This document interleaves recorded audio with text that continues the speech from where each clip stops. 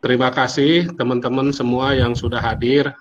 Alhamdulillah hari ini kita bisa ketemu lagi. Adapun materi diskusi kita pada hari ini adalah tentang hukum perikatan. Ya, saya kira ini dalam kehidupan sehari-hari juga kita sebetulnya sering sekali ya melakukan suatu perikatan, baik itu jual beli, sewa menyewa, pinjam meminjam gitu. Baik, untuk lebih jelasnya lagi tentang hukum perikatan, di sini pemakalah sudah hadir. Dan untuk mempersingkat waktu kepada pemakalah, silakan menampilkan slide-nya. Perikatan adalah suatu hubungan dalam lapangan harta kekayaan antara dua orang atau lebih, di mana pihak yang satu berhak atas sesuatu dan pihak yang lain berkewajiban atas sesuatu. Nah, jadi hubungan hukum dalam harta kekayaan ini merupakan suatu akibat hukum dari suatu perjanjian atau peristiwa hukum lain yang menimbulkan perikatan. Selanjutnya adalah tentang asas-asas hukum perikatan. Dalam buku 3 KUHP Perdata terdapat 2 asas.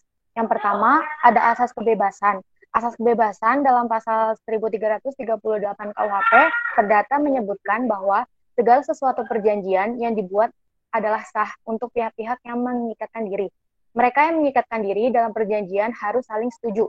Yang kedua adalah asas konsensualisme, yang mana perjanjian itu ada pada saat tercapainya kata sepakat antara semua pihak yang bersangkutan mengenai hal-hal pokok dan tidak memerlukan suatu formalitas. Asas ini disimpulkan dalam pasal 1320 KUHP Perdata. Selanjutnya, perbedaan hapusnya perikatan dengan hapusnya perjanjian. Pertama itu cara hapusnya perjanjian berbeda dengan hapusnya perikatan. Hapusnya perikatan belum tentu menghapuskan suatu perjanjian, kecuali semua perikatan-perikatan yang ada pada perjanjian tersebut sudah dihapus. Sebaliknya, hapusnya suatu perjanjian mengakibatkan hapusnya perikatan-perikatan. Pertanyaannya, pada usia berapa seseorang bisa mendatangani kontrak pinjaman sesuai dengan peraturan yang berlaku di Indonesia? Saya akan menjawab. Jadi, kalau menurut hukum Indonesia, pada saat usia mereka sudah dewasa atau pada saat berumur 21 tahun. Dan juga mereka tentunya nggak termasuk tidak di bawah pengampuan yang sudah dijelaskan pada kelompok 1 kemarin, Pak. Asas dalam perikatan itu kan ada 2, yaitu pertama kebebasan berkontrak, yang kedua asas konsensualisme. Nah, asas kebebasan berkontrak itu bebas menentukan isi perjanjian, menentukan bentuk perjanjiannya, ya baik secara dicatat oleh akta notaris maupun juga dengan surat perjanjian yang dibubuhi tanda tangan di atas materai. Kemudian konsensualisme itu artinya sesuai dengan kesepakatan. Jadi kedua belah pihak itu memang bersepakat ya, ingin mengikat perjanjian itu dengan beberapa klausul perjanjian ya. Misal kapan dibayarnya, kemudian dengan menggunakan media pembayaran tunai ataukah dengan cara cicil atau cash on delivery gitu, atau mungkin pembayarannya itu bisa dengan menggunakan transfer ke akun rekening. Pertanyaannya jelaskan bentuk perbedaan wan prestasi dengan perbuatan melawan hukum. Nah, yang pertama itu saya jelaskan itu bentuk dari wan prestasinya. Wan prestasi itu dapat berupa yang pertama tidak melaksanakan apa yang disanggupi, tetapi akan dilakukan. Yang kedua yaitu melaksanakan apa yang diperjanjikan, tapi tidak sempurna. Nah, yang ketiga yaitu melaksanakan apa yang diperjanjikan, tapi tidak tepat waktu. Nah, terus yang keempat yaitu melaksanakan sesuatu yang menurut perjanjian itu tidak boleh dilakukan. Sedangkan perbuatan melawan hukum itu dapat berbentuk atau berupa yang pertama yaitu perbuatan yang melanggar undang-undang, kedua yaitu perbuatan yang melanggar kepentingan umum, yang ketiga yaitu perbuatan yang melanggar kesusilaan. Apa sih bedanya antara prestasi dan wan prestasi ya? Nah, ini kan di dalam pasal 1234 KUH Perdata dijelaskan ya. Yang dimaksud dengan prestasi itu adalah sesuatu yang wajib dipenuhi oleh debitur dalam perikatan. Nah, bentuk-bentuk prestasi itu menurut KUH Perdata pasal 1234 itu ada 3. Yang pertama, memberikan sesuatu. yang kedua berbuat sesuatu, ketiga tidak berbuat sesuatu. Contoh gini, yang dimaksud dengan memberikan sesuatu itu artinya memang si debitur itu telah menunaikan kewajibannya, yaitu dengan membayar sejumlah uang kepada si kreditur, gitu ya. Nah, yang kedua, contoh dari berbuat sesuatu itu artinya gini, si debitur itu bisa saja lakukan kewajiban prestasinya itu tidak membayar berupa uang, tetapi bisa saja dengan berupa barang atau jasa.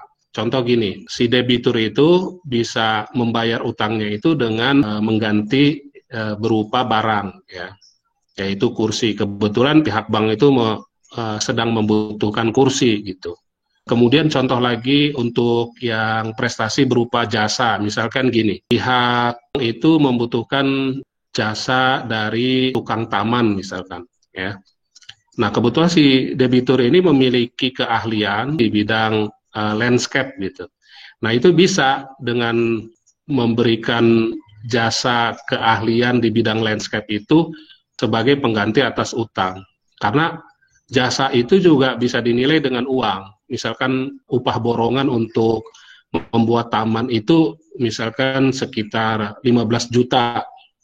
Nah, itu bisa dihitung dengan nilai uang gitu ya. Nah, itu yang dimaksud dengan berbuat sesuatu gitu. Kemudian tidak berbuat sesuatu. Nah, ini yang dimaksud dengan tidak berbuat sesuatu itu gini. Di dalam perjanjian itu misalnya saya sudah menyebutkan bahwa tukang tidak diperbolehkan untuk membuat yang namanya pagar rumah gitu atau pagar pembatas pekarangan. Itu. Nah, ketika si pemborong itu kemudian membuat pagar yang saya tidak perintahkan, itu namanya wan prestasi. Tapi kalau misalkan si tukang itu tidak membuat itu, berarti dia sudah melakukan prestasinya. Nah, itu yang dimaksud dengan prestasi ya. Nah, sekarang kebalikan dari prestasi itu adalah wan prestasi.